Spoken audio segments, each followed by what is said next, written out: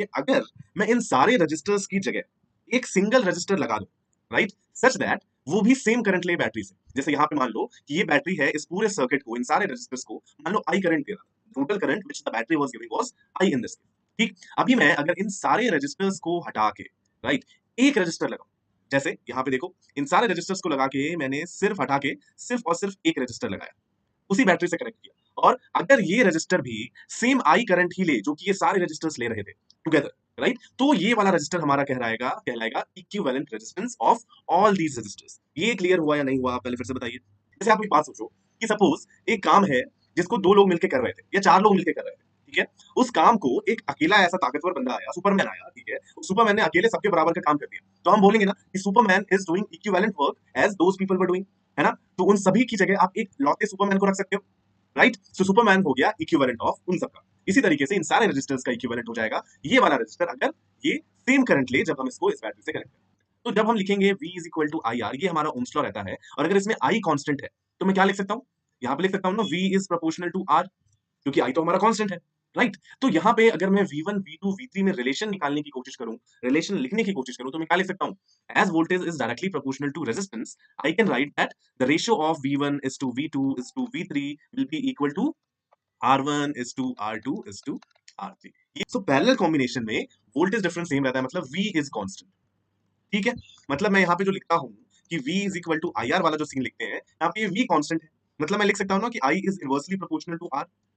Resistance अगर बड़ा होगा तो करंट छोटा होगा, right? तो यहाँ पे अगर मैं बोलूं कि आर थ्री की वैल्यू सबसे ज्यादा है, राइट, तो आई थ्री की वैल्यू सबसे कम होगी। ये बात तो आप समझ जाओ। अब यहाँ पे देखो अगर हमें निकालना है कि करंट का रेशियो कितना होगा, रजिस्टर्स गिवन है, तो आप कैसे लिख सकते हैं, देखो यहाँ पे अभी अभी हमने देखा कि I is inversely proportional to R, तो अगर मैं इनका रेशियो निकालूं I1 is to I2 is to I3 का, तो वो रेशियो देखिए कुछ इस तरीके से दिखेगा, inversely proportional to resistance, simple. तो I1 is to I2 is to I3 जो हमारा होगा वो होगा 1/R1 is to 1/R2 is to 1/R3। ये हो जाएगा हमारा करंट का रेशियो, है ना। और शुरू करते हैं। अब समझो सब आसान भाषा में। इस क्लास में सब कुछ आसान भाषा में समझाया जाता है। अगर आप भी किसी ऐसे बालक या बालिका को जानते हो जिसे बातों बातों में फिजिक्स समझनी हो तो उसे ये वीडियो जरूर भेजें। ठीक है, सो देखिए आज की क्लास में हम क्या पढ़ने वाले हैं, हम पढ़ने वाले हैं कॉम्बिनेशन ऑफ रजिस्टर्स, राइट। और बहुत ही ध्यान से देखिएगा, क्योंकि देखिए मैंने जितने भी बैचेस पढ़ाए हैं, जितने भी बच्चों को मैंने इलेक्ट्रिसिटी में देखा है कि वो सीरीज पैरेलल जब करते हैं, तो उनमें एक बहुत ही बड़ा मिसकंसेप्शन रहता है एटलीस्ट 80% ऑफ स्टूडेंट्स में, राइट। आप पहले ये बताओ कितने लोगों को ये लगता है कि करंट डिवाइड होता है तो वो पैरेलल कनेक्शन हो गया। लगता है ना बहुत लोगों को, ऐसा नहीं होता है, पता नहीं आप लोग कहाँ से ले आते हैं ये वाले कॉन्सेप्ट्स। तो इसीलिए आज की इस वीडियो को आप ध्यान से देखिएगा, राइट, एंड जो भी चीजें नहीं समझ आए कमेंट में लिखिएगा, मुझे बताइएगा, जिससे मैं आपको अच्छे से समझा सकूं, आपकी डाउट्स को मैं समझ सकूं, ठीक है। बाकी बेसिक आइडिया तो आपको रेजिस्टेंस का पिछली वीडियोस में मिल चुका होगा, राइट। सो चलिए स्टार्ट करते हैं कॉम्बिनेशन ऑफ रजिस्टर्स, राइट। चलो तो देखिए कॉम्बिनेशन ऑफ रजिस्टर्स का क्या मतलब है, जब हम बहुत सारे रजिस्टर्स को कंबाइन करते हैं, मतलब एक दूसरे के साथ कनेक्ट करते हैं, राइट। सो कनेक्ट करने के बहुत सारे तरीके हो सकते हैं, ठीक है। तो बेसिकली हमें दो तरीके देखने हैं, एंड एक थर्ड कैटेगरी बस मैं एक कंफ्यूजन दूर करने के लिए बनाऊंगा। क्या क्या है कैटेगरीज देख लो। एक तो होता है सीरीज कॉम्बिनेशन, ठीक है। दूसरा होता है parallel combination of resistors, and third होता है neither series nor parallel, right.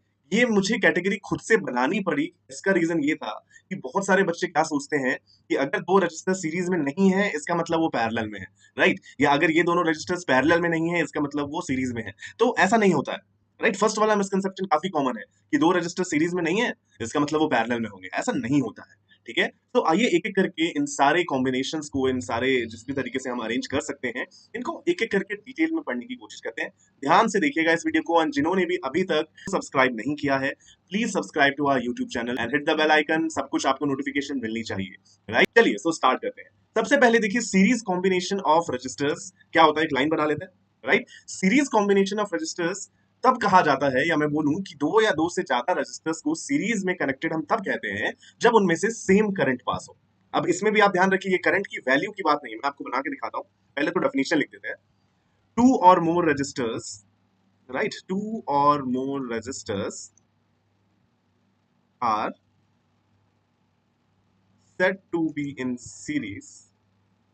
कब बोलते हैं उन्हें सीरीज में, when same current passes through them, अब ये सेम करंट का मतलब ये नहीं है कि करंट का मैग्नीट्यूड सिर्फ सेम होगा तो आप किसी भी दो रजिस्टर को सीरीज में बोल दोगे। अभी मैं समझाता हूँ आपको, ठीक है। यहाँ पे देखिए, पहले डेफिनेशन तो आपको समझ आ गया, ठीक है। अब यहाँ पे देखिए, मैं एग्जांपल आपको ड्रॉ करके बताता हूँ, जस्ट अ सेकेंड, है ना।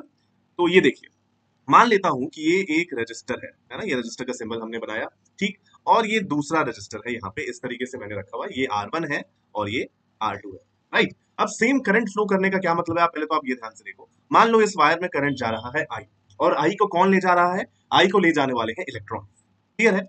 मैं यहाँ पे दो इलेक्ट्रॉन्स की बात करता हूँ, एक का नाम है राम, एक का नाम है घनश्याम, ठीक है। ये दोनों इलेक्ट्रॉन्स हैं जो कि करंट को ले जा रहे हैं।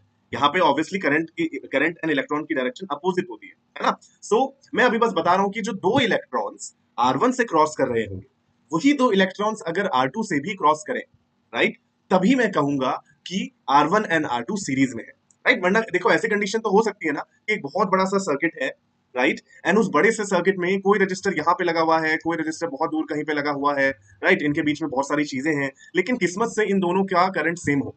तो ऐसा नहीं है कि आप इन दोनों को सीरीज में बोल देंगे, राइट। सीरीज में बोलने का कब मतलब है, सिर्फ करंट का मैग्नीट्यूड की बात नहीं है, जो इलेक्ट्रॉन्स R1 से जा रहे हैं वही इलेक्ट्रॉन्स R2 से अगर जाएंगे तभी आप बोलेंगे कि ये दोनों सीरीज में है। ये सबको समझ आया कि नहीं आया।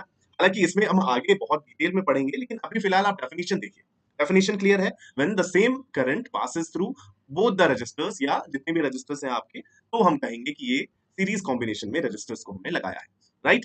पैरेलल कॉम्बिनेशन, अब ध्यान से सुनिए, ठीक है, क्योंकि जैसा कि मैं हमेशा बताता हूं कि लोगों को अभी आपने डेफिनेशन बता दो कि जब आपने सीरीज की डेफिनेशन बताई तो सर ने कहा था कि करंट सेम रहता है रजिस्टर्स में, राइट, तो हम बोलते हैं कि वो सीरीज में है, तो इसका मतलब अगर करंट बदल जाएगा तो वो पैरेलल में हो जाएंगे, राइट। ये मिसकंसेप्शन रहता है बच्चों में, तो पहले तो आप सही डेफिनेशन सीखो कि सही डेफिनेशन क्या है।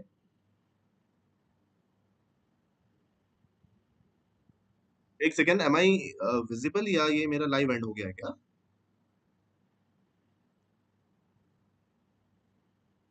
ओके, मैं दिख रहा हूँ ना, यहाँ पे अचानक से ऐसा लगा जैसे लाइव एंड हो गया। चलो देखो, यहाँ पे पैरेलल कॉम्बिनेशन की जो मेन डेफिनेशन है, पहले आप वो सुनो, ठीक है। Two or more registers are said to be in parallel when they are connected between the same two points, है ना। या मैं बोलूं when the potential difference across them is same. यहाँ पे मैं आपको पहले डेफिनेशन लिख देता हूँ, फिर आपको समझाऊंगा। ये मेन डेफिनेशन है, ठीक है, तो मैं लिख देता हूँ यहाँ पे, to or more registers,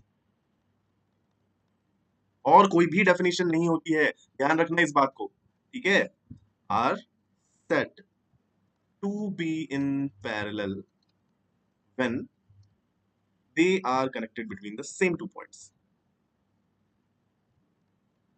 Connected between same two points, और कोई भी डेफिनेशन नहीं होगी, राइट। या मैं बोलूं when they are connected between the same potential difference, ये होता है। तो आप यहाँ पे जैसे दो रजिस्टर्स में आपको बना के दिखाता हूँ, राइट। पैरेलल कॉम्बिनेशन में भी बच्चों को बहुत कंफ्यूजन रहता है, तो यहाँ पे आप सब लोग ध्यान से सुनेंगे। मान लो ये पॉइंट ए है, मान लो ये पॉइंट बी है। पॉइंट ए पे जो पोटेंशियल था, पोटेंशियल हम पढ़ चुके हैं लास्ट वीडियो में, है ना। सो पॉइंट ए पे जो पोटेंशियल है, मान लो वो वी ए है, राइट, वी से डिनोट करते हैं। और पॉइंट बी पे जो पोटेंशियल है, लेट्स से वो वी बी है, ठीक। अब इन दोनों पॉइंट्स के बीच में एक रजिस्टर मैंने लगा दिया, ये मान लो रजिस्टर है R1, ठीक। अब इन्हीं दोनों पॉइंट्स के बीच में मैंने एक और रजिस्टर लगा दिया, ये वाला ऐसे, और इसका वैल्यू है R2। तो देखिए, ये दोनों रजिस्टर्स, क्या हो रहा है इन दोनों रजिस्टर्स में, इन दोनों रजिस्टर्स में जो आप एंड पॉइंट्स में पोटेंशियल डिफरेंस देखेंगे, तो देखो, अगर मान लेते हैं VA बड़ा है VB से, राइट, तो पोटेंशियल डिफरेंस कितना है R1 के across, VA minus VB, and potential difference कितना है R2 के अक्रॉस, वो भी है VA माइनस VB। तो इसीलिए हम कहेंगे कि ये दोनों पैरेलल में है, राइट। कब कहते हैं हम पैरेलल में, या तो मतलब एक ही डेफिनेशन है, when they are connected between the same two points, या इन अदर वर्ड्स हम बोले when the potential difference across their end points is same, ठीक है।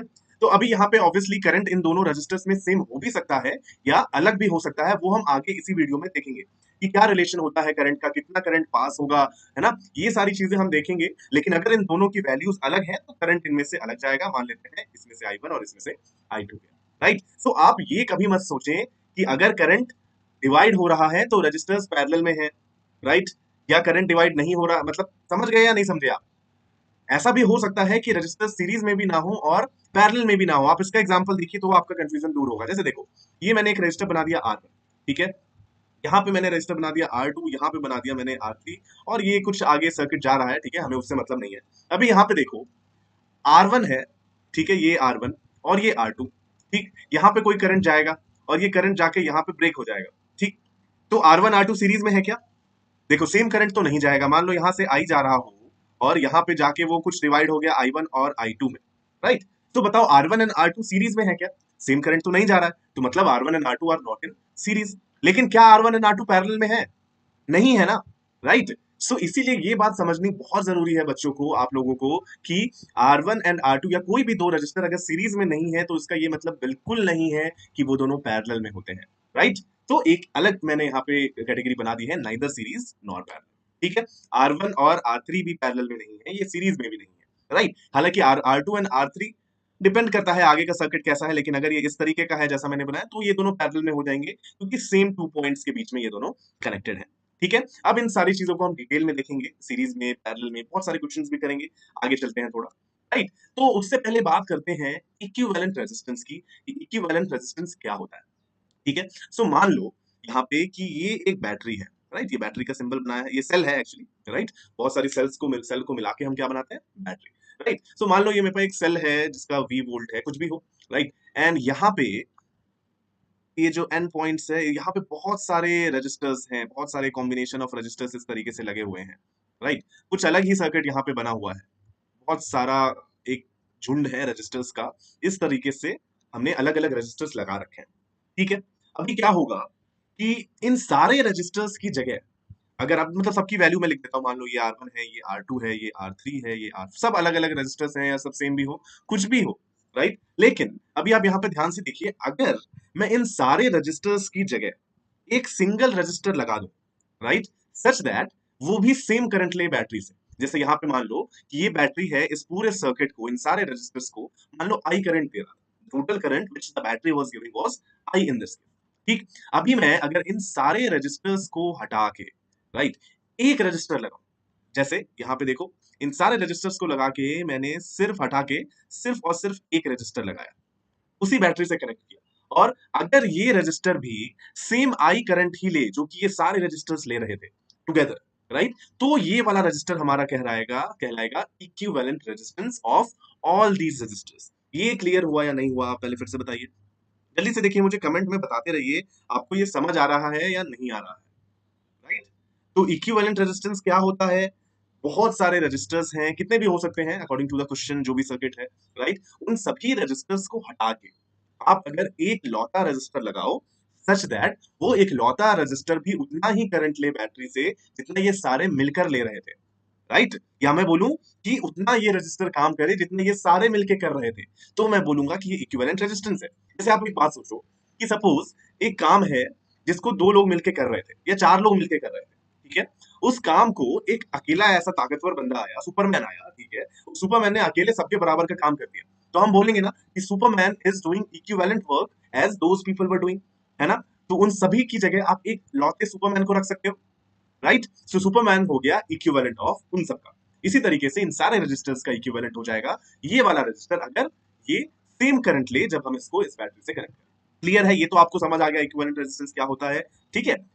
तो अभी हम सीरीज वाइज निकालने की कोशिश करेंगे कि अगर कुछ रजिस्टर्स हमारे सीरीज में कनेक्टेड हो या पैरेलल में कनेक्टेड हो, तो उस केस में क्या हम इक्विवेलेंट रेजिस्टेंस निकाल सकते हैं? चार पांच रजिस्टर की जगह एक रजिस्टर अगर हम रखना चाहते हैं तो उसकी वैल्यू क्या होनी चाहिए, वो निकालने की कोशिश करते हैं, राइट? तो चलिए स्टार्ट करते हैं। फर्स्ट टॉपिक है इक्विवेलेंट रेजिस्टेंस इन सीरीज। तो मैं एक सीरीज सर्किट पहले मैं बनाता हूँ, मान लेता हूँ तीन रजिस्टर का बना लेता हूँ या दो का बनाऊं, कितने, तीन का बना लेता हूँ, चलो ठीक है। सो लेट्स से ये तीन रजिस्टर हैं जो कि सीरीज में है, सीरीज में है ना, देखो R1 R2 एंड R3, तीनों से सेम करंट जाएगा ना, यहाँ से अगर आई गया तो R2 से भी आई जाएगा, R3 से भी आई जाएगा, एंड वो जो आई है वो इलेक्ट्रॉन्स भी सेम ही रहेंगे सब, राइट? इन तीनों को एक बैटरी से कनेक्ट किया हुआ था, लेट्स से बैटरी का जो ईएमएफ था या मैं बोलूं वोल्टेज डिफरेंस था वो था V, राइट? हमें क्या निकालना है?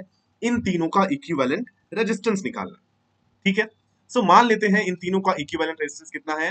R है, कैपिटल R इक्विवेलेंट लिख देता हूँ, राइट? सो यहाँ पे मान लो इनिशियली ये बैटरी जो करंट दे रहा था इन तीनों को, वो I amount of current battery was supplying, ठीक है? अब अगर इनका इक्विवेलेंट R है तो इसका मतलब मैं इन तीनों की जगह सिर्फ एक रेजिस्टेंस R इक्विवेलेंट लगाऊं, अगर इसी बैटरी से लगाऊं V वोल्ट के, तो ये बताओ कितना करंट लेगा? जल्दी से कमेंट करके बताओ,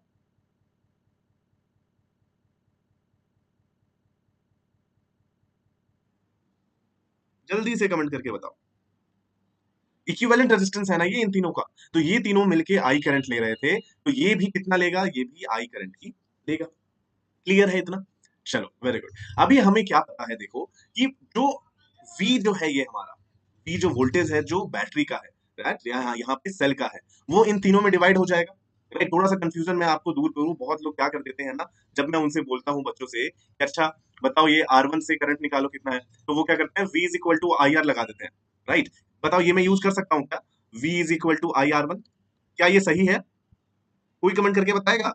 अगर मैं निकालना चाहूं, अगर मैं ओम्स लॉ लगाना चाहूं इस R1 पे, राइट, तो R1 पे मैं ऐसा लगा सकता हूं क्या, बहुत सारे बच्चे लगा देते हैं जब वो नया नया इलेक्ट्रिसिटी पढ़ते हैं, ये गलत हो जाएगा। राइट, क्योंकि देखिए जब हमने ओम्स लॉ पढ़ा था तो उसमें क्या देखा था कि ये जो रेजिस्टर है R, इसके अक्रॉस जो पोटेंशियल डिफरेंस होता है V, इसके दो एंड पॉइंट्स के अक्रॉस, वो लिखते हैं हम V is equal to I R. मतलब अगर ये VA है, ये VB है, तो हम लिखते थे VA minus VB is equal to I R. Good afternoon Manoj Kumar, welcome. ठीक है, सो हम ये वाला सीन लिखते थे। राइट, सो आपको ध्यान देना है कि जब आप ओम्स लॉ लगा रहे हैं तो वहां पे जो V है वो क्या है, पोटेंशियल ऑफ द बैटरी नहीं है, वो क्या है, वो potential difference across the end points of the resistor है। ठीक है, सो यहाँ पे देखिए बैटरी का टोटल पोटेंशियल डिफरेंस है V, तो वो इन तीनों के अक्रॉस है ना, यहाँ इस पॉइंट और इस पॉइंट के बीच का है potential difference V। Right, R1 के अक्रॉस इतना नहीं आएगा, R1 के अक्रॉस कुछ और आएगा, मान लो V1 आ रहा है। राइट, R2 पे अक्रॉस मान लो V2 आ रहा है, एंड R3 के अक्रॉस मान लो V3 आ रहा है। इन तीनों का जो सम होगा वो होगा V के इक्वल। ये बात आपको समझ आ जानी चाहिए, बिल्कुल कंफ्यूजन नहीं रहना चाहिए। मैंने बहुत सारे बच्चों को इसमें गड़बड़ करते हुए देखा है। राइट, सो इसीलिए मैं इसको डिटेल में इतना पढ़ा रहा हूं, क्योंकि देखो कॉन्सेप्ट्स क्लियर होने चाहिए, बाद में जाके गड़बड़ हो उससे अच्छा है आप बेसिक्स क्लियर रखो, है ना। बेसिक्स समझ आएंगे आपको तभी आप अच्छे से हाई लेवल क्वेश्चन भी कर पाओगे। चलो, तो यहाँ पे देखिए जो V है, जैसा कि मैंने बताया, वो इन दोनों पॉइंट्स के बीच का है, ये जो तीनों रजिस्टर के बाद में जो दो पॉइंट्स आ रहे हैं। राइट, मान लेते हैं कि R1 के अक्रॉस जो पोटेंशियल डिफरेंस है वो है V1, R2 के अक्रॉस जो पोटेंशियल डिफरेंस है वो है V2, एंड R3 के अक्रॉस है V3। तो यहां से मैं एक बात जो कह सकता हूं 100% श्योरिटी, वो ये है कि V will be equal to V1 plus V2 plus V3। ये वोल्टेज V जो है बैटरी की, वो इन तीनों के अक्रॉस डिवाइड हो गई। ये समझ आया या नहीं आया आप लोग? अगर आ गया तो अब हम ओम्स लॉ लगा सकते हैं। ठीक है, अब देखो V1 की जगह मैं क्या लिख सकता हूं, देखो V1 क्या है, पोटेंशियल डिफरेंस अक्रॉस रजिस्टर 1। तो अभी अगर मैं ओम्स लॉ लगाऊं रजिस्टर 1 के अक्रॉस, तो मैं क्या लिखूंगा, V is equal to I R. जहां पे V होगा वो क्या होगा, R1 के अक्रॉस पोटेंशियल डिफरेंस। राइट, मतलब V1। Right, so V1 is equal to I R1 में लिख सकता हूं, वो मैं यहां पे लिख देता हूं साइड में, ये ऐसे लाइन बना के यहाँ पे सारी चीजें लिखूंगा जो हम यूज करने वाले हैं। ठीक, सो अप्लाइंग ओम्स लॉ, मैं ये स्टेटमेंट नहीं लिख रहा हूँ, बोल रहा हूँ। ठीक है, applying Ohm's law for resistor R1, क्या लिखेंगे हम, V1 is equal to I R1। Clear है, करंट I था, वोल्टेज डिफरेंस V1 था, रेजिस्टेंस R1 था। सिमिलरली हम ओम्स लॉ लगाएं अगर R2 पे, तो क्या होगा, पोटेंशियल डिफरेंस इज V2, तो मैं लिखूंगा V2 is equal to current I है और रेजिस्टेंस R2 है। राइट, और V3 भी आप लिख सकते हैं इसी तरीके से I R3। ये तीनों तो आपको समझ आया होगा। राइट, अब देखो R इक्विवेलेंट के लिए अगर मैं ओम्स लॉ अप्लाई करूं, तो R इक्विवेलेंट के लिए ओम्स लॉ क्या होगा बताओ, पोटेंशियल डिफरेंस कितना है R इक्विवेलेंट के अक्रॉस, ये देखिए R इक्विवेलेंट के अक्रॉस जो पोटेंशियल डिफरेंस है वो आ रहा है V। ये दोनों पॉइंट्स है ना इसके एंड पॉइंट्स, तो क्या पोटेंशियल डिफरेंस आ रहा है V। राइट, तो यहाँ पे मैं लिख सकता हूँ ओम्स लॉ, अगर मैं R इक्विवेलेंट के अक्रॉस लगाऊं तो मैं लिखूंगा V is equal to I, जो कि इससे टोटल करंट जा रहा है, इनटू R, R की जगह R इक्विवेलेंट। तो अब इनकी वैल्यूज हम पुट करेंगे, ये जो इक्वेशन हमें यहाँ पे मिली थी उसमें। राइट, चलिए यहाँ पे पुट कर देता हूं मैं जल्दी से, देखते हैं हमें क्या रिजल्ट यहाँ पे निकल के आएगा। देखो यहाँ पे V की जगह मैं लिख रहा हूँ I into R equivalent, V1 की जगह मैं लिखूंगा I इंटू R1, V2 की जगह लिखेंगे I into R2, and V3 की जगह I इंटू R3। ठीक है, अब यहाँ से देखो I को कॉमन लो और सबको मार दो दोनों तरफ से। ठीक है, क्या हो सकता है इसका, देखो यहाँ पे मैं अगर I कॉमन ले लूं तो ये हो जाएगा R1 plus R2 plus R3। ये I और ये वाला I इधर से कैंसिल हो जाएगा। राइट, तो मैं लिख सकता हूं that R equivalent is equal to R1 plus R2 plus R3। Right, हमने 3 रजिस्टर्स के लिए प्रूफ किया है, कितने भी रजिस्टर हो आपका रिजल्ट यही आने वाला है। राइट, इसका मतलब कि अगर आपके पास रजिस्टर्स सीरीज में है, राइट, तो क्या करना है, आप सिंपली उन सबको ऐड कर सकते हो बहुत ही इजीली। 2 ओम का रजिस्टर 3 ओम के रजिस्टर के साथ सीरीज में है, तो आप उन दोनों को मिला के 5 लिख सकते हो, 5 ओम का रजिस्टर। क्लियर है ये बात आप सभी लोगों को? क्लियर है तो आप लोग जब भी ये वीडियो देखें आप कमेंट करके मुझे बताएंगे कि हाँ सर समझ आया। ठीक है, सीरीज कॉम्बिनेशन आपको समझ आया? ठीक है, इससे और थोड़ा डिटेल में देखते हैं जरा और क्या क्या चीजें पढ़ सकते हैं। बात करते हैं voltage division in series resistors, right. कि अगर हमारे पास रजिस्टर्स हैं, जैसा कि अभी हमने देखा, या फिर से मैं डायग्राम आपको बनाता हूँ, फिर थोड़ा मजा आएगा, राइट। तो पहले मैं यहाँ पे डायग्राम बनाता हूँ। मान लो हमारे पास यही तीन रजिस्टर हैं, पिछला वाला ही डायग्राम फिर से बना देते हैं, राइट।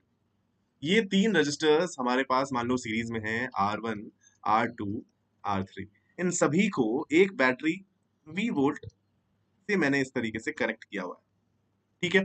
करंट जा रहा है मान लो I, ये पोटेंशियल डिफरेंस V1 है R1 के अक्रॉस, R2 के अक्रॉस V2 है, और इस तरीके से हमें पोटेंशियल डिफरेंस, ये मान लो V1 है, ये मान लो V2 है, और ये मान लो इसके अक्रॉस V3 है। तो अगर हमसे पूछा जाए कि बताओ वोल्टेज डिवीजन किस रेशो में होगा, टोटल जो V है वो किस प्रोपोर्शन में R1, R2 और R3 से R3 में डिवाइड होगा, ये निकालना है हमें। कैसे निकालेंगे? देखो, हमें क्या पता है कि इन सीरीज कॉम्बिनेशन क्या कांस्टेंट रहता है, ध्यान से बताओ मुझे। सीरीज कॉम्बिनेशन में क्या होता है? करंट कांस्टेंट रहता है ना, तीनों से करंट सेम जा रहा है, राइट। तो मैं यहाँ पे लिख रहा हूँ I is equal to constant. तो जब हम लिखेंगे V is equal to I R, ये हमारा ओम्स लॉ रहता है, और अगर इसमें I कांस्टेंट है तो मैं क्या लिख सकता हूँ? यहाँ पे लिख सकता हूँ ना, V is proportional to R, क्योंकि I तो हमारा कांस्टेंट है, राइट। तो यहाँ पे अगर मैं V1, V2, V3 में रिलेशन निकालने की कोशिश करूं, रिलेशन लिखने की कोशिश करूं, तो मैं क्या लिख सकता हूं?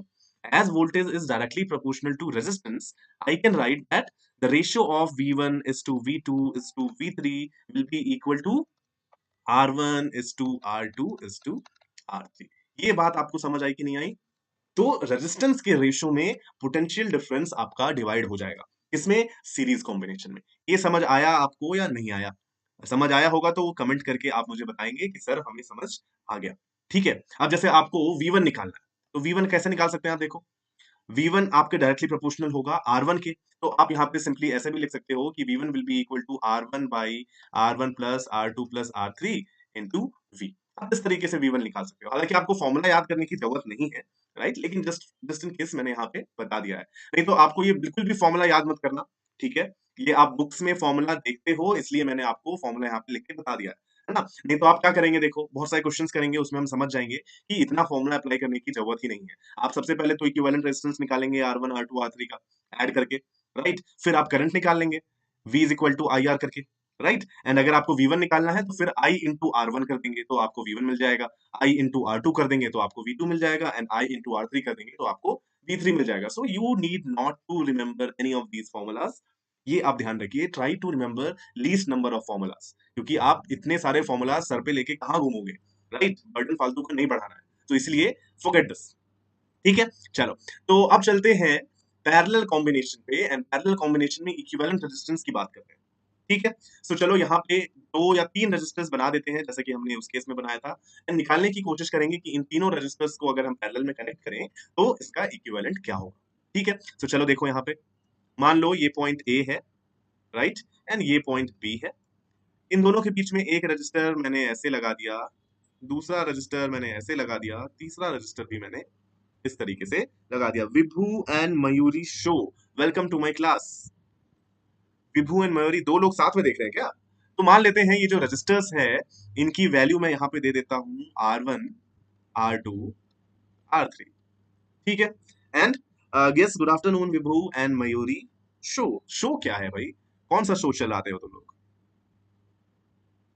चलो, तो इन तीनों को मैंने यहाँ पे एक बैटरी से कनेक्ट कर दिया है कुछ इस तरीके से, ठीक है।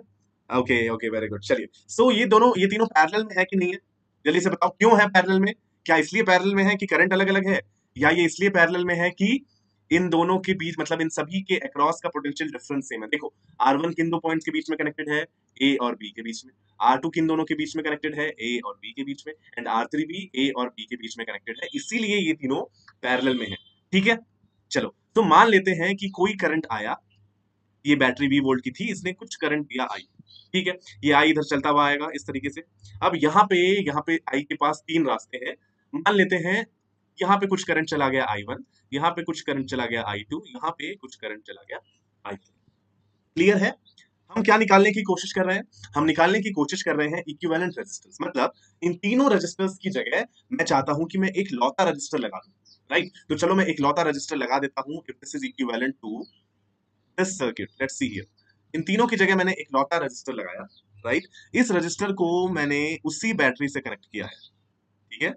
वही वी वोल्ट की बैटरी से। तो कितना करंट लेगा ये बताओ जल्दी से मुझे कमेंट करके। विभू कमेंट बताओ, कमेंट करके जल्दी से बताओ कितना करंट लेगा ये R equivalent from the battery. बताओगे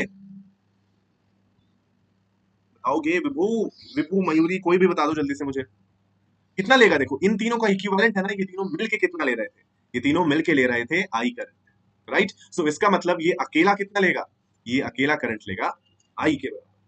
ये क्लियर है सभी लोगों को। अब हम क्या करने जा रहे हैं, अब हम लगाने जा रहे हैं ओम्स लॉ। ओम्स लॉ लगाने से पहले एक बात यहाँ पे ध्यान से देखिए कि यहाँ पे तीनों के अक्रॉस पोटेंशियल डिफरेंस सेम है। R1 के अक्रॉस कितना पोटेंशियल है देखो, V। ए और बी के बीच में कनेक्टेड है ना, ए और बी किसके बीच में है, बैटरी के बीच में। मतलब ए और बी के बीच का जो पोटेंशियल डिफरेंस है वो है V वोल्ट, है ना। सो R1 के अक्रॉस पोटेंशियल डिफरेंस कितना है, V वोल्ट। R2 के अक्रॉस पोटेंशियल डिफरेंस कितना है, V वोल्ट। एंड R3 के अक्रॉस पोटेंशियल डिफरेंस भी V वोल्ट ही है, ठीक। तो यहां पे मैं जो श्योरिटी के साथ लिख सकता हूं वो सिर्फ ये कि the total current I is equal to I1 plus I2 plus I3। तो मैं वो स्टेटमेंट यहां पे लिखता हूं, देखिए I is equal to I1 plus I2 plus I3, ठीक है। चलो वेरी गुड। अब एक एक करके इन सभी के अक्रॉस हम लगाएंगे ओम्स लॉ। चलो तो ये वाला तमाशा भी इधर साइड में करते हैं, यहाँ पे ध्यान से देखो, ठीक है। ये मैंने इस तरीके से बाउंड्री बना दी। अब देखो R1 के अक्रॉस पोटेंशियल डिफरेंस है V, तो जब मैं इसके लिए ओम्स लॉ लगाऊंगा तो क्या हो जाएगा, V is equal to I1 into R1। अच्छा देखो सभी लोग, अगर आपको लगता है कि लिखने में ज्यादा टाइम है या वीडियो में ज्यादा टाइम लगता है देखने में, तो आप क्या करो 1.25 की स्पीड में देख लो, तो थोड़ा जल्दी जल्दी हो जाएगा। जितना टाइम मुझे लिखने में लग रहा है या जितना मैं ऐसे बोलता रहता हूँ बहुत सारी चीजों को क्लैरिफाई करने के लिए, वो आपको थोड़ा जल्दी हो जाएगा, तो आप जल्दी देख सकते हो इस वीडियो को, right. So V is equal to I1 R1 हो गया। यहां से मैं I1 की वैल्यू क्या लिख सकता हूँ, I1 हो जाएगा मेरा V बाई R1, ये ठीक है। सिमिलरली मैं लिखूंगा V is equal to I2 into R2, ठीक है। यहां से मैं I2 की वैल्यू लिख सकता हूँ V बाई R2। अब इसी तरीके से आप R3 के लिए क्या लिखेंगे, मैं डायरेक्टली लिख देता हूँ I3 हो जाएगा आपका V बाई R3, क्लियर है। और इसके लिए लिखो अब R इक्विवेलेंट के लिए, तो R इक्विवेलेंट के लिए जब आप लिखेंगे तो आप लिखेंगे V is equal to I into R equivalent, है ना। यहाँ पे इसको मैं लिख के दिखाता हूँ दूसरे कलर से। देखो यहाँ पे क्या हो जाएगा, इसके लिए जब आप लिखेंगे तो आप लिखेंगे V is equal to I into R equivalent, तो जो टोटल आई आएगा वो हो जाएगा V बाई आर इक्विवेलेंट। कोई परेशानी इसमें बताओ जल्दी से, कोई परेशानी नहीं है। तो अभी यहाँ पे सब्स्टिट्यूट कर दो, बस रंग भर दो। आई की जगह क्या लिखोगे, V बाई आर इक्विवेलेंट। तो चलो जल्दी से यहाँ पे पुट करते हैं, ये जो यहाँ पे देखिए, यहाँ पे ध्यान से, है ना। तो आई की जगह मैं लिख रहा हूँ V बाई आर इक्विवेलेंट, ठीक। I1 की जगह मैं ये वैल्यू लिखूंगा V बाई R1, तो यहाँ पे देखो ये हो गया V बाई R1। I2 की जगह मैं क्या लिखूंगा, V बाई R2, तो यहाँ पे हो गया V by R2। And I3 की जगह हो गया V बाई R3। V को आप दोनों तरफ से कैंसिल कर सकते हो कॉमन लेके, तो आपके पास जो बचेगा वो कुछ ऐसा रहेगा, 1 by R equivalent is equal to 1 by R1 plus 1 by R2 plus 1 by R3, right. So इसका मतलब जब आपके रजिस्टर्स पैरेलल में हो और आपको उन सबको हटा के कोई एक लौता रजिस्टर मतलब इक्विवेलेंट रेजिस्टेंस लगाना हो, तो आप कैसे निकालेंगे उस इक्विवेलेंट, व्हाट नो सर विभू। तो आप अभी समझ आ रहा है कि नहीं आ रहा है आपको। तो आप इक्विवेलेंट कैसे निकालेंगे, इस तरीके से 1 by R equivalent is equal to 1 by R1 plus 1 by R2 plus 1 by R3। अब यहाँ पे बच्चे क्या गड़बड़ करते हैं, जैसे मान लो मैंने बोला कि 2 ओम एंड 3 ओम रजिस्टर्स जो है वो पैरेलल में है, तो बच्चे वेरी गुड, तो बच्चे जल्दबाजी में क्या करते हैं, वो निकालते हैं 1 by R equivalent is equal to 1 by 2 plus 1 by 3। कभी कभी तो वो ये लिखना ही भूल जाते हैं 1 बाई आर इक्विवेलेंट, और यहाँ पे वो जल्दी से सॉल्व करके बता देते हैं कि सर ये आ गया आपका 5/6। 5/6 नहीं भाई, उसका रेसिप्रोकल करोगे ना, है कि नहीं। तो बच्चे रेसिप्रोकल करना भी भूल जाते हैं जल्दबाजी में। तो आर इक्विवेलेंट जो है वो इसका रेसिप्रोकल होगा, आप लेफ्ट हैंड साइड पे तो ध्यान दो, 1 by R equivalent is 5/6, so R equivalent हो जाएगा 6/5। चलिए, तो यहाँ पे हमें देखना है कि किस तरीके से करंट डिवाइड होता है अगर हमारे पास पैरेलल रेजिस्टर्स हैं। एक बार रेजिस्टेंस फिर से समझा दो, अरे रे विभू एंड मयूरी, देखो रेजिस्टेंस में फिर से समझाऊंगा तो नहीं, लेकिन आप लोगों को मैं बता देता हूँ कि पिछले वीडियो में मैं रजिस्टर को बहुत अच्छे से समझा चुका हूँ, ठीक है। सो आप एक बार ना ये देखो, ये सारी चीजें जो हमने प्रीवियस वीडियो में देखी थी स्टार्टिंग फ्रॉम द बेसिक्स, ठीक है। सो आप एक बार ये सारी चीजें देख लेना, ठीक है। ये देखो रेजिस्टेंस ऑफ अ वायर मैंने यहां से स्टार्ट किया था, पूरा डिटेल में मैंने पढ़ाया है, आप जरा लास्ट वीडियो एक बार चेक करो, ठीक है। हमने बहुत सारे क्वेश्चंस भी किए हैं, तो आपको बिल्कुल भी डाउट नहीं रहने वाला है कि रेजिस्टेंस क्या होता है, किस तरीके से चेंज होता है ना। 2 वीडियो देख लो मेरी प्रीवियस, सारी देख लो यार, तुम्हें पूरा पढ़ना होगा ना, तो सब कुछ एक बार अच्छे से देख लेना, आपको सब कुछ अच्छे से समझ भी आ जाएगा, ओके। चलो, ये तो फायदा देखो रिकॉर्डेड वीडियोस का, आपको प्रीवियस रिकॉर्डिंग्स भी मिल जाते हैं, तो इसलिए कुछ भी किसी का छूटता नहीं है। चलो, so current division in parallel resistors, तो यहाँ पे मैं 3 रजिस्टर्स बनाता हूँ, चलो ठीक है। मान लो वही वाला डायग्राम फिर से बनाते हैं। ये एक रजिस्टर मैंने बना दिया R1, ठीक है।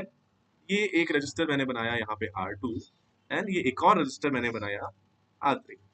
आई एम श्योर विभू की आप प्रीवियस वीडियोस देखेंगे तो आपको कोई भी डाउट नहीं रहेगा, एंड अगर फिर भी बचता है तो आप नेक्स्ट क्लास में उस समय पूछिए, है ना, मैं आपको सब बता दूंगा। चलो, तो यहाँ पे मान लो ये 3 रजिस्टर्स हैं, पैरेलल में कनेक्टेड हैं, और मैंने एक बैटरी भी यहाँ पे बना दी, ठीक है, 20 वोल्ट की। मान लो ये करंट दे रहा था आई, क्लियर है।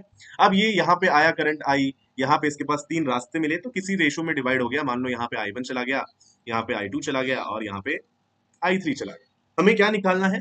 हमें निकालना है कि भाई I one I two I three का रेशो कितना हो, तो मजा आ जाए अगर हमें ये पता लग जाए तो, राइट। तो यहाँ पे देखो पैरेलल कॉम्बिनेशन में क्या सीन होता है। पैरेलल कॉम्बिनेशन में हमने देखा कि वोल्टेज डिफरेंस सेम रहती है, right. Yes Shweta Bharti, welcome to my class, hello नमस्ते, राइट। सो पैरेलल कॉम्बिनेशन में वोल्टेज डिफरेंस सेम रहता है, मतलब V इज कांस्टेंट, ठीक है। मतलब मैं यहाँ पे जो लिखता हूँ कि V is equal to I R वाला जो सीन लिखते हैं, यहाँ पे ये V कांस्टेंट है। मतलब मैं लिख सकता हूँ ना कि I is inversely proportional to R। Resistance अगर बड़ा होगा तो करंट छोटा होगा, राइट। तो यहाँ पे अगर मैं बोलूं कि R3 की वैल्यू सबसे ज्यादा है, राइट, तो I3 की वैल्यू सबसे कम होगी। ये बात तो आप समझ जाओ। अब यहाँ पे देखो अगर हमें निकालना है कि करंट का रेशियो कितना होगा, रजिस्टर्स गिवन है, तो आप कैसे लिख सकते हैं? देखो यहाँ पे अभी अभी हमने देखा कि I is inversely proportional to R।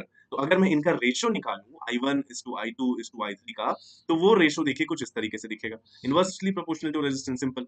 तो I1 is to I2 is to I3 जो हमारा होगा वो होगा 1/R1 is to 1/R2 is to 1/R3। ये हो जाएगा हमारा करंट का रेशियो, है ना। हालांकि आपको इतनी मेहनत करने की भी जरूरत नहीं पड़ेगी। अगर आपको मान लो बैटरी गिवन है, लेट्स से ये 5 वोल्ट की बैटरी है, राइट, रजिस्टर गिवन है, आपको I1 निकालना है, कैसे निकालेंगे? तो पोटेंशियल डिफरेंस अक्रॉस R1 कितना है? 5 वोल्ट, राइट। तो आप सिंपली यहाँ पे I1 निकालने के लिए क्या करेंगे? 5 is equal to I1 into R1। तो R1 पता है आपको, तो यहाँ से आपको I1 निकल जाएगा 5/R1, राइट। सिमिलरली आपको I2 भी मिल जाएगा 5/R2, एंड I3 हो जाएगा 5/R3। तो आपको ये जो चीजें मैं बता रहा हूँ, बस आपको ये रिलेट करने के लिए बता रहा हूँ कि करंट सबसे ज्यादा किसमें होगा? जो सबसे कम रेजिस्टेंस है। सबसे कम किसमें होगा? जहां पे सबसे ज्यादा रेजिस्टेंस है, राइट। ये फॉर्मूलाज आपको यूज करने की जरूरत नहीं पड़ने वाली है कहीं, आप डायरेक्टली यहां से कर सकते हो, जैसा कि मैंने आपको बताया। क्लियर है कि नहीं ये सारी चीजें आपको, राइट। सो नेक्स्ट क्लास में देखिए हम क्या करने वाले हैं। आज तो हमने पढ़ा है equivalent resistance in series and parallel हम कैसे निकालते हैं, फॉर्मूला डिराइव किए। करंट एंड वोल्टेज डिवीजन हमने देख लिया दोनों सीरीज एंड पैरेलल में, राइट। वोल्टेज डिवीजन तो यहाँ पे होता ही नहीं है, सब में सेम वोल्टेज है। एंड सीरीज रेजिस्टेंस के केस में क्या था? करंट डिवीजन नहीं होता है, सिर्फ वोल्टेज डिवीजन हमने इसलिए पढ़ा था वहां पे, right. Free legion is telling sir I like your teaching, thank you so much free legion. अच्छी बात है, तो सारे वीडियोस देखो, कमेंट करो, समझ आ रहा है तो, राइट। एंड अपने फ्रेंड्स को भी शेयर करो, एंड रिलैक्स रहो बिल्कुल। सारे वीडियोस देखोगे तो इस बात की गारंटी तो मैं लेता हूँ कि तुम्हें डाउट नहीं आने का है ना। कुछ भी डाउट नहीं आएगा आपको, एंड जो भी डाउट आएगा पूछ लेना। लेकिन मैं इतने बच्चों को देख चुका हूँ ऑलरेडी, तो मुझे पता है कहाँ कहाँ बच्चों को परेशानी होती है, तो इसलिए मैं ट्राई करता हूँ कि मैं अपने लेक्चर में उन सारे पॉइंट्स को क्लियर कर लूँ, ठीक है। चलो, सो नेक्स्ट क्लास में क्या करने वाले हैं हम? नेक्स्ट क्लास में हम कुछ क्वेश्चंस करेंगे, है ना। उन सारे सब समझ आ रहा है, very good very good very good. तो उन नेक्स्ट क्लास में कुछ क्वेश्चंस करेंगे सीरीज एंड पैरेलल पे, और सारे टॉपिक्स पढ़ने हैं सिंपल से। You are so cute, thank you so much, ठीक है, अच्छी बात है। क्यूट लग रहा हूं मैं तुम्हें तो। खैर, चैनल सब्सक्राइब करो मेरी क्यूटनेस को हर दिन देखने के लिए, ठीक है। तो इसीलिए क्या करना है आप लोगों को? चैनल सब्सक्राइब करना है, वीडियो हर दिन देखना है जब भी वीडियोस आए, ठीक है।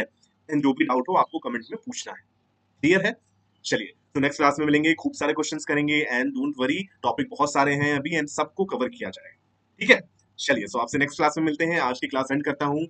चलो, तो क्लास एंड करते हैं। नेक्स्ट क्लास कल की क्लास में आ जाना सभी लोग पढ़ के, ठीक है। चलो, तो tata bye bye, have a nice day है, मिलते हैं आपसे कल, ओके बाय। एंड अपने फ्रेंड्स को भेज दो। चलिए बाय, ओके, आ जाना, बिल्कुल आ जाना, बाय। पाठशाला से आज आधे घंटे पहले छूटे, कारनामा होगा जम के, घुटने टूटे या फूटे। आज खाना है लीची, खेतों से तोड़ेंगे भुट्टे, आज जाना घर नहीं जल्दी, माँ गुस्सा हो या रूठे। इन्हीं सोच में हो के मगन चलता रहा अपने रास्ते पे, उड़ चला था मैं नील गगन, भले पीठ पे भारी बस्ते थे।